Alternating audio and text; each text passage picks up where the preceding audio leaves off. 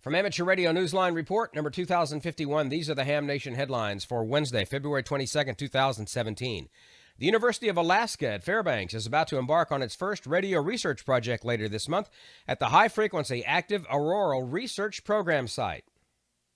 The experiments will occur within HAARP's transmitter tuning range of 2.7 to 10 megahertz. According to university researcher Chris Fallon, KL3WX, the transmissions are likely to be audible outside Alaska and may even be visibly detected within the state. He said that if conditions are favorable, HAARP radio transmissions may also be heard from virtually anywhere in the world using an inexpensive shortwave radio. The transmission's exact frequencies will not be determined until right before the experiment and will be posted on Twitter as soon as they are known. Listeners are advised to follow the site by its Twitter handle, which is @UAFGI.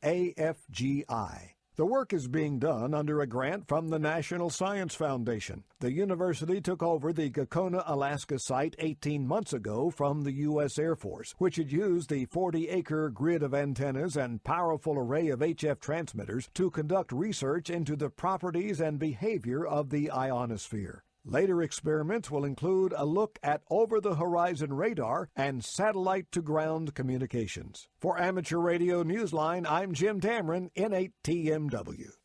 There's a move to honor the heroic and quick-thinking actions of one amateur radio operator and 3 other crew members on board a military aircraft nearly 43 years ago.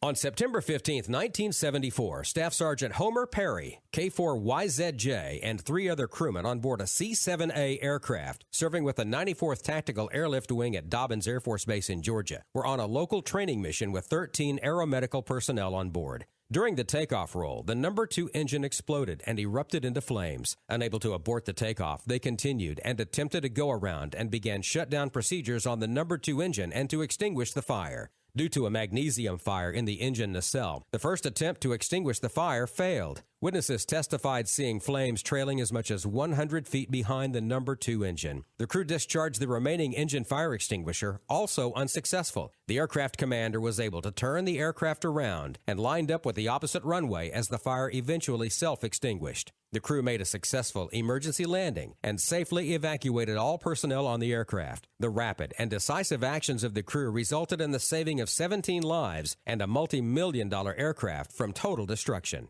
There's a petition to award the crew with the Distinguished Flying Cross for heroism. If you would like to add your name to honor Homer Perry, K4YZJ, and the rest of this brave crew, please visit thepetitionsite.com, click Browse, and search for Heroism After 43 Years. The detailed link can be found in the printed edition of this week's Newsline Report. You can also visit the Facebook page, facebook.com/DFC for the C7 crew. Let's see these heroes get the recognition they deserve. Though a solar array can save some homeowners big on their energy bills, it's very possible nearby amateurs are paying a price on the bands.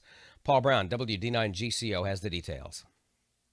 If you are experiencing interference on the air and you believe the source is a nearby solar array, the Federal Communications Commission wants to hear from you. Whether the solar setup is right next door or a few doors down, the agency would like you to document the issue and explain why you believe that the solar array is the source of the problem.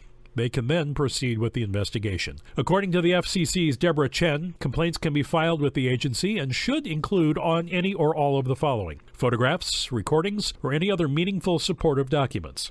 Submit your complaints to the agency website at consumercomplaints.fcc.gov. Consumer complaints is one word. In follow-up contacts with the FCC, be sure to mention your complaint ticket number. For the rest of this week's Amateur Radio News, please listen to the full Amateur Radio Newsline Report online on a repeater near you or on shortwave radio station WTWW at 9930 and 5085 kilohertz.